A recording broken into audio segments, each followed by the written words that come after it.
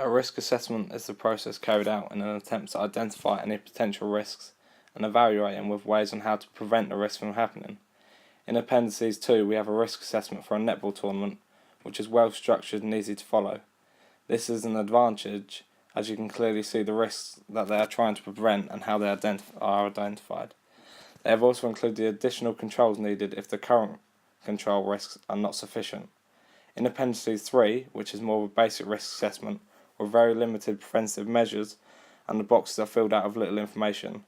We use risk assessments to ensure all hazards are being taken into consideration and to make sure the company or facility are covered in case of an incident by producing this document to show that they put all the measures in place to attempt to stop anything from happening.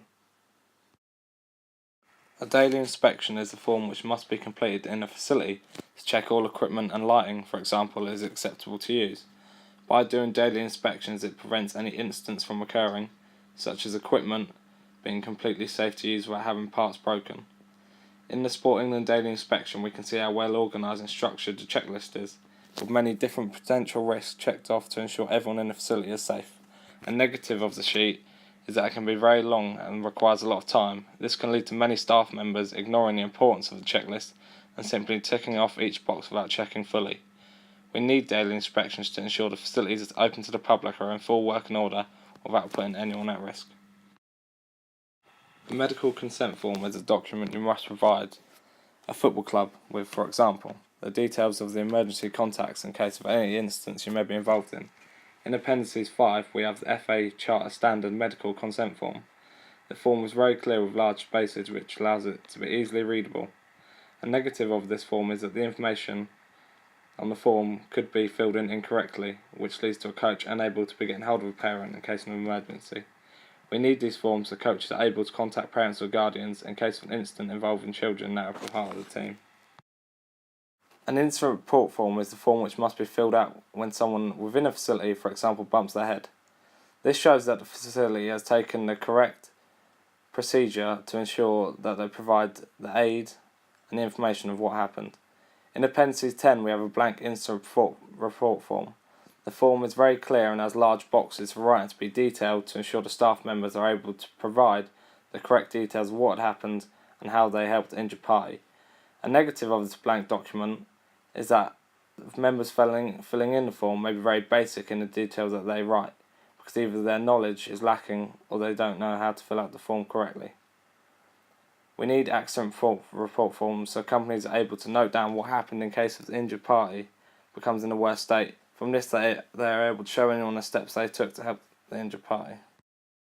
A health and safety procedure is a set of steps we take in order to deal with an incident. We have health and safety procedures in each facility so staff members are able to have the knowledge of what to do in case an incident occurs, such as a fire. From this they will know the correct steps to ensure everyone is safe.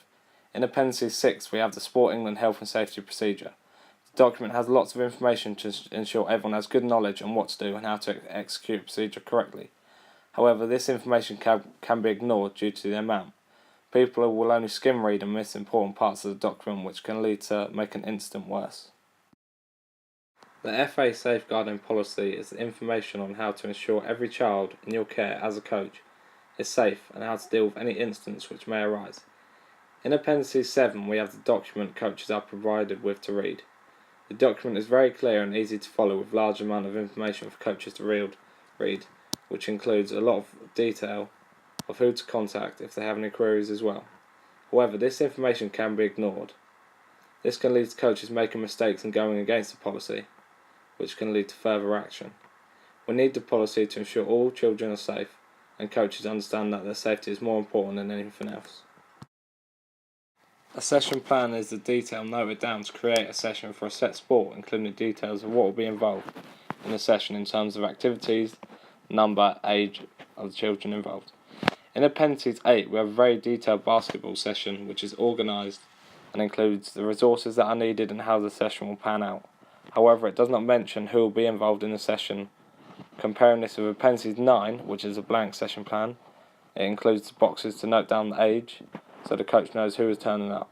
We have session plans to ensure the coach is fully prepared to run the session and isn't noting down the next part of the session to create new ideas which would take away their eyes from the participants and could lead to injuries. The final document is the FA Code of Conduct. This is the paperwork that all members of a football club must read to ensure no rules are broken. The FA document is well structured and easy to follow with lots of detail on each aspect.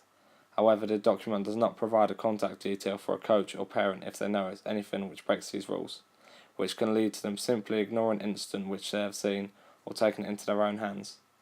We need the code of conduct so everyone understands how to represent football correctly and also their club.